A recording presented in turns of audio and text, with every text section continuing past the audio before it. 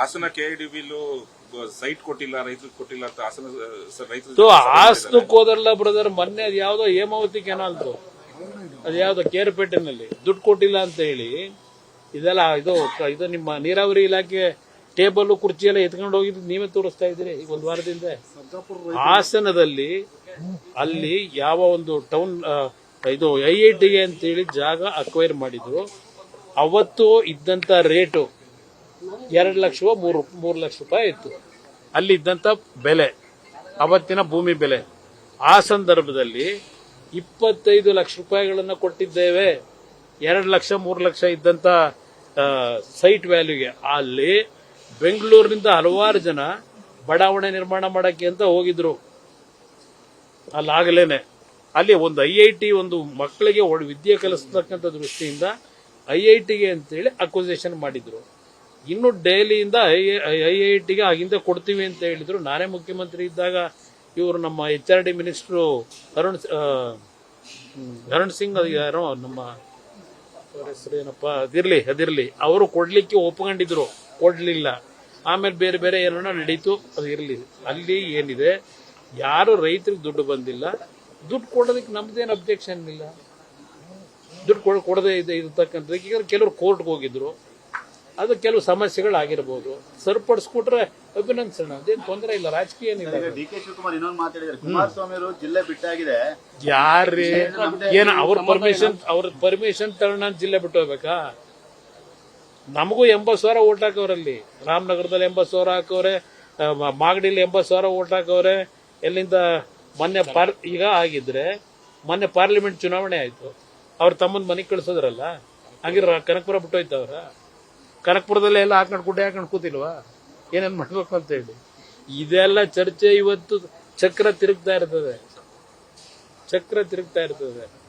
ಮೇಲಿದ್ದಾನೆ ಕೆಳಗೆ ಬರ್ತಾನೆ, ಕೆಳಗಿದ್ದಾನೆ ಮೇಲೋಯ್ತಾನೆ. ಇದನ್ನ ಹೇಳ್ಕೊಂಡು ನಾನೇ ಇದು ಬಿಡ್ತೀನಿ ಪರ್ಮನೆಂಟ್ ಆಗಿ ಅಂದ್ರೆ ಅದಾಗಕ್ಕೆ ಕೇಸ್ ವಾಪಸ್ ತಗೊಂಡಿದೆ ಸರ್ ಹೈಕೋರ್ಟ್. ಅದಕ್ಕೆ ಯಾವ್ದಕ್ಕೆ ದರ್ಗಾ ಗಲಾಟೆದು ವಾಪಸ್ ತಗೊಂಡಿದ್ದು ಕ್ಯಾಬಿನೆಟ್ ನಲ್ಲಿ. ಅದು ಹೈಕೋರ್ಟ್ ಯಾವ ದರ್ಗಾ ಗಲಾಟೆ ವಿಜಯಪುರದಲ್ಲಿ ಆಗಿತ್ತಲ್ಲ ಸರ್ ಗಲಾಟೆ, ಕೇಸ್ ಎಲ್ಲ ವಾಪಸ್ ತಗೊಂಡಿದ್ರು. ಇಲ್ಲ, ಅದು ನನಗೆ ಗೊತ್ತಿಲ್ಲ, ಅದು ಬ್ರದರ್ ಪಾಯಿಂಟ್, ಅದ್ರ ಬಗ್ಗೆ ವಿಷಯ ಗೊತ್ತಿಲ್ಲ, ತಿಳಿದ್ಬಿಟ್ಟು ಹೇಳ್ತೀನಿ. ಅದರಿಂದ ಮುಖ್ಯಮಂತ್ರಿಗೆ ನಾನು ಹೇಳ್ತಕ್ಕಂಥದ್ದು, ಯಾವುದೇ ಕಾರಣಕ್ಕೂ ಚರ್ಚೆ ಮಾಡಿ ನನಗೆ ಸುಮ್ಮನೆ ನಾನು ಮಾಧ್ಯಮದ ಮುಂದೆ ಪದೇ ಬರ್ತಕ್ಕಂಥದ್ದಕ್ಕೆ ನೀವೇ ಅವಕಾಶ ಕೊಟ್ಟರೆ ನಾನೇನು ಮಾಡಲಿ? ಒಂದು ಕಡೆ ಹೇಳ್ತಾರೆ, ಅಯ್ಯೋ ನಮ್ಮನೊಬ್ಬ ಮುಖ್ಯಮಂತ್ರಿ ಅವರೇ, ನಮ್ಮನೊಬ್ಬ ಮುಖ್ಯಮಂತ್ರಿ ಯಾಕೆ ಜಗಳ ಆಡ್ಕೋಬೇಕು, ಬಿಡ್ಬೇಕು, ಅದೇನೋ ಹೊಡಿತಾರೋ ಮಾಡ್ತಾರೋ ಲೂಟಿ ಮಾಡ್ತಾರೋ ಬಿಡ್ಲಿ, ಯಾತಿ ಕುಮಾರಸ್ವಾಮಿ ಮಾತಾಡ್ತಾರೆ, ಅದಂತೂ ಕೈ ಸಿಕ್ಕತ್ತಾರಂತಲ್ಲ, ಎಲ್ಲ ಕೂದಲೆಲ್ಲ ಉದುರೋಗೈತಂತಲ್ಲ, ಅವ್ರದ್ದು ಕತೆ ಹೇಳ್ತಾರಲ್ಲ, ಅಕ್ಬರ್ ಬೀರ್ಬಲ್ ಕತೆ. ಇದು ಅದೆಲ್ಲ ಬಿಟ್ಟು ಕೆಲಸ ಏನ್ ಮಾಡ್ಬೇಕು ಮಾಡಿ. ನಾನು ಮೊನ್ನೆನೂ ಹೇಳಿದ್ದೀನಿ, ಒಳ್ಳೆ ಕೆಲಸ ಮಾಡಿದ್ರೆ ಅಭಿನಂದನೆ, ಲೂಟಿ ಹೊಡೆಯೋ ಕೆಲಸ ಮಾಡಿದ್ರೆ ನಾನು ಬಾಯಿ ಮುಚ್ಕೊಂಡಿರ್ಬೇಕ. ನಾನು ನಾಡಿನ ಜನತೆಗೆ ಹೇಳ್ತೀನಿ, ಅದು ಜಾತಿಯಲ್ಲಿ ಹೇಳಲ್ಲ, ನಾನು ಒಕ್ಕಲಿಗರು ಇನ್ನೊಂದು ಅಂತ ಹೇಳಲ್ಲ. ಈಗೇನೋ ಶುರು ಮಾಡೋರಲ್ಲ, ಅದೆಂಥದೋ ಅದು ಇವ್ರದೆಲ್ಲ ನಾಟಕ. ನಾನು ಎಂದೂ ಸಹ ಜಾತಿಯ ಹೆಸರನ್ನ ರಾಜಕಾರಣ ಮಾಡಿಲ್ಲ. ನಾನು ರಾಜಕೀಯಕ್ಕೆ ಬಂದ ದಿವಸದಿಂದ ನಾನು ಮನೆ ಹತ್ರ ಬರ್ತಕ್ಕಂಥವ್ರು ಯಾವ ಜಾತಿ ಅಂತ ಕೇಳಲ್ಲ. ಅವ್ರ ಕಷ್ಟ ಸುಖಗಳು ಈ ಸರ್ಕಾರ ಮಾಡದೇ ಇದ್ರು ಅವ್ರ ಸಂಕಷ್ಟಕ್ಕೆ ಇವತ್ತು ಸಹಾಯ ಮಾಡಿರ್ತಕ್ಕಂಥವ್ ನಾನು ಎಂದೂ ಸಹ ಜಾತಿ ರಾಜಕೀಯ ಮಾಡಿದವನಲ್ಲ. ಇದನ್ನು ಯಾತಕ್ಕೆ ಪದೇ ಹೇಳ್ತೀರಿ? ಈಗ ನೀವು ಯಾತಕ್ಕೆ ಜಾತಿ ರಾಜಕೀಯ ಒಂದ್ ಕಡೆ ಹೇಳ್ತೀರಿ, ನೀವೇ ಇದೆಂಥದ್ದು ಈಗ ಗೃಹ ಜ್ಯೋತಿ ಅದಕ್ಕೆಲ್ಲ ಜಾತಿ ಯಾಕೆ ಕೇಳ್ತಾ ಇದ್ದೀರಿ? ಯಾವ ಕಾರಣಕ್ಕೆ ಕೇಳ್ತಾ ಇದ್ದೀರಿ? ಜಾತಿ ಹಾಕ್ಬೇಕು ನಿಮಗೆ? ಹಿಂದೂ ಅಂತ ಹಾಕಿದ್ರು ಸಾಕಲ್ವಾ? ನಾವು ಪಾಸ್ಪೋರ್ಟಿಂಗ್ ಮಾಡಿಸ್ಬೇಕಾದ್ರೆ ಜಾತಿ ಒಕ್ಕಲಿಗ ಅಂತ ಹಾಕ್ತೀವ, ಪಾಸ್ಪೋರ್ಟಿಗೆ ಹಿಂದೂ ಅಂತ ಕೇಳ್ತಾರೆ, ನ್ಯಾಷನಾಲಿಟಿ ಕೇಳ್ತಾರೆ. ಇವರು ಜಾತಿ ಯಾವುದು ಇದೆಲ್ಲ ಏನು ಕಾರಣಕ್ಕೆ ಕೇಳ್ತಾವ್ರೆ? ಅಲ್ಲಿ ಕೂರ್ಸ್ಕೊಂಡು ಮಾಡ್ತಾವ್ರಲ್ಲ, ಅಲ್ಲಿ ನೆಕ್ಸ್ಟ್ 28ಗೆ ಹೆಂಗ್ ಹೊಡಿಬೇಕು ಅಂತ ಹೇಳಿ ರಾಜ ಅದಕ್ಕೆ ಮಾಡೋದಕ್ಕೆ ಬೆಲೆ ಕೇಳ್ತಾವ್ರ. ಜನ ಅರ್ಥ ಮಾಡ್ಕೊಳ್ಳಿ, ಇವರಂತ ಬೋಗಸ್ಸು ಇನ್ನೊಬ್ರು ಸಿಗಕ್ಕೆ ಸಾಧ್ಯ ಇಲ್ಲ.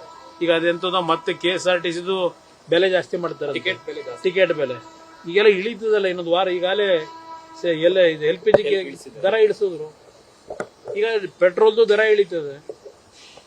ಇದಕ್ಕೆ ನೀವು ಇಳಿಸ್ಬೇಕೋ ಏರಿಸ್ಬೇಕೋ? ನೀವು ಚರ್ಚೆ ಮಾಡೋಣ ಬನ್ನಿ. ನಿರ್ಭೀತ, ನಿಷ್ಪಕ್ಷಪಾತ, ವಿಶ್ವಾಸಾರ್ಹ ಸುದ್ದಿಗಳಿಗೆ ಮತ್ತೊಂದು ಹೆಸರಾಗಿರುವ ನ್ಯೂಸ್ 18 ಕನ್ನಡ ಈಗ ಆಪ್ನಲ್ಲೂ ಲಭ್ಯವಿದೆ.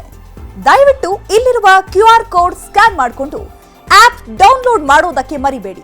ನಿಮ್ಮ ಬೆಂಬಲ ಹೀಗೆ ಸದಾ ನಮ್ಮೊಂದಿಗಿರ್ಲಿ. ಧನ್ಯವಾದ.